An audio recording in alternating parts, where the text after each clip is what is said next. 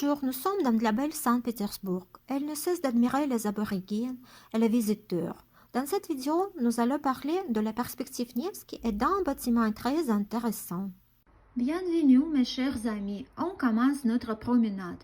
On est sur Nevsky Perspective, l'avenue est apparue presque en même temps que la ville. Dans les années 1710, deux routes ont été tracées sur une zone marécageuse. Elles relient le chantier naval, le monastère d'Alexandre Nevsky et le chemin à Novgorod. Autrefois, l'avenue s'appelait la Grande Route Perspective. Ensuite, elle a été renommée en honneur de saint patron de notre ville, Prince Alexandre Nevsky, qui a remporté la bataille contre les Suédois au XIIIe siècle. Depuis les années 1760, la construction de maisons le long de la Vignonevski a été dans la manière d'une façade continue. Depuis le début du XIXe siècle, l'avenue est devenue un centre d'affaires de la ville avec des banques, des magasins, des restaurants. Pour le tricentenaire, Nevsky a été décoré d'éclairages artistiques. Les trottoirs ont été remplacés par des plaques de granit. Nevsky est vraiment la carte de visite de notre ville. Les façades de 240 bâtiments de queue du siècle XVIIIe, XIXe sont sur l'avenue. Nous sommes arrêtés devant l'un des anciens bâtiments, galerie marchande, ou en russe, Bolchoï Gostinny Dvor, cours des hôtes. Les marchands ont été appelés les hôtes, les invités en Russie. Le jour prévu, ils ont été invités dans la ville à offrir leurs produits. La première cour marchande est apparue au Saint-Pétersbourg de 1703 sur l'île Béreuse, près de la forteresse Saint-Pierre-de-Paul. Peu après, à cause de la glace sur la Niva, elle a déménagé sur la rive gauche. Elle s'est installée au coin de la perspective et la rivière Moïka. L'incendie de 1736 l'a détruit. Par le décret de la fille de Pierre le Grand, Élisabeth, s'était décidé de construire une nouvelle galerie loin du palais d'hiver, près de la frontière de la ville, la rivière Fontanka. Et il faudrait être construit au moyen des marchands. Ils sont accordés à obtenir le bâtiment pour éternelle possession héréditaire. Selon le projet d'architecte Francesco Bartolomeo Rastrelli, l'auteur du célèbre palais d'hiver, il était prévu de créer un bâtiment richement décoré de stucs, de sculptures, mais les marchands économes ont entravé la construction de toutes les manières possibles. En conséquence, l'architecte Jean-Baptiste Valin de la Motte a développé un projet moins cher, mais en conservant les principes de base du projet précédent. Mais la construction a continué pendant longtemps. Elle a duré 14 ans.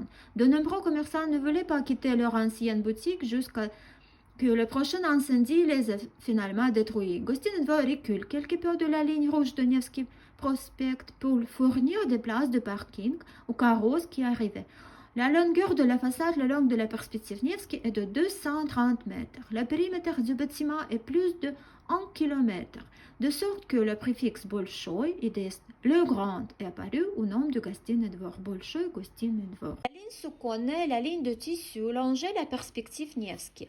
On a y vendu des textiles et de la mercerie le long des rues Lomonosovskaya et Domskaya. Il avait de grandes et petites Surojsky lignes. Suroch était l'ancien nom de la cité de Sudak, en Crimée. Il vendait des marchandises pour les femmes là-bas. Le long de la rue Sadova, les articles de luxe et bijoux ont été vendus. La répartition par type de marchandises n'était pas stable. Il a cessé de fonctionner, quoi qu'il soit resté le nombre de rangées commerciales. Du côté de la rue Domskaya, un bâtiment spécial a été jeté qui est devenu connu sous les rangées de plumes. Là, les femmes faisaient du commerce. Le portique monumental à 6 colonnes d'architecte Ruska était une continuation de ces rangées. Actuellement, les deux structures sont nouvellement créées. Gostinny Dvor était une sorte de ville autonome avec des chambres, des bureaux, des réserves, des galeries et des salles ouvertes et naturellement un marché dynamique et un lieu de loisirs avec ses propres coutumes et mœurs. Les galeries marchandes ont été visitées par de nobles, des écuyers, des étudiants, des artistes, des écrivains, des poètes. À l'époque, tout le monde disait que Bolchoï Gostinny Dvor était un protagoniste dans tous les aspects de la vie sociale. Les lieux de commerce appartenaient ou étaient loués non seulement à des maisons de marchands, mais aussi à des usines et des entreprises non résidentes. Les produits de la filature de laine de Narvan et de la filature de laine Thornton d'Angleterre ont été présentés là-bas. La nourriture n'était pas vendue pour éviter les conditions insalubres. À la fin du XVIIIe siècle, les librairies sont apparues malgré la faible demande. La cour marchande abritait également des maisons d'édition, des bibliothèques, des salons littéraires vendant les éditions antiques. En 1790, le livre Le voyage de Saint-Pétersbourg à Moscou d'Alexandre Radishev était en vente ici. Les censures ont pensé que le livre était le guide et l'ont laissé imprimer. Cependant, il contenait une critique sévère du servage et de l'impératrice elle-même. La Révolution française a eu lieu à cette période de temps et le livre a provoqué un scandale.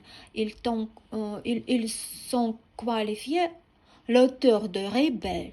Radishev a été placé en garde à vue et condamné à l'exil en Sibérie. Mais il a eu aussi des épisodes amusants dans la vie de Yar. Le grand-duc Nicolas Nikolaïevitch était passionnément amoureux de la fille du commerçant. Et une fois, il est allé demander la bénédiction d'un prieur pour se marier. Alexandre III a répondu: Mon jeune ami, je suis en parenté avec de nombreuses cours d'Europe, mais je n'ai pas été avec marchands et ne le serai pas. Les commerçants russes ont leur propre principe d'un commerce. En règle générale, les aboyeurs se tenaient à l'entrée de la boutique et en invitant les clients. Le négoce a commencé en dedans, il n'y avait pas de prix sur les articles, le vendeur et l'acheteur ont discuté du prix. Avec l'arrivée de marchands étrangers, ces coutumes sont progressivement oubliées. Les Néerlandais introduisaient un système de prix fixe, ce qui les aidait à gagner en popularité auprès des acheteurs. Après la révolution d'octobre, de nombreux vendeurs n'ont pas cru à la longue vie du régime soviétique. Ils ont caché leur économie directement dans les magasins.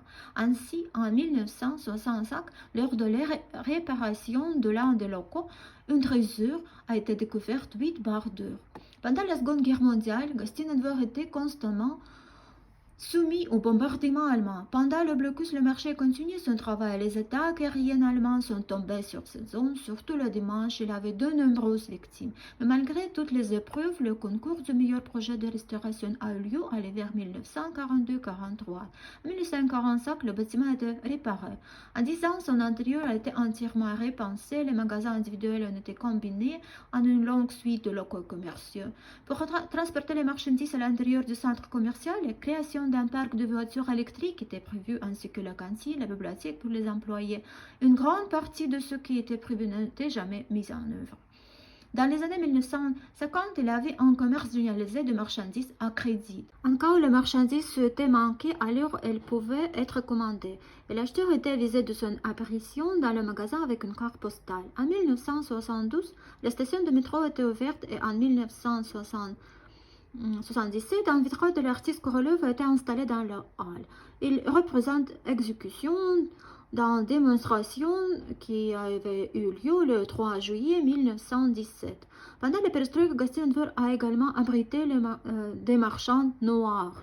En 1991, le magasin a connu un boom de la consommation, un réseau de la forte privation de roubles pour ne pas se permettre d'acheter quelque chose jusqu'à ce que l'argent soit complètement dévalué. Aujourd'hui, plus de 3 000 entreprises russes internationales gèrent des affaires ici, fournissant une grande variété de produits. Post-scriptum, les centres commerciaux dans toutes les cours de la Russie ont été construits sur le modèle de notre Gostinenburg.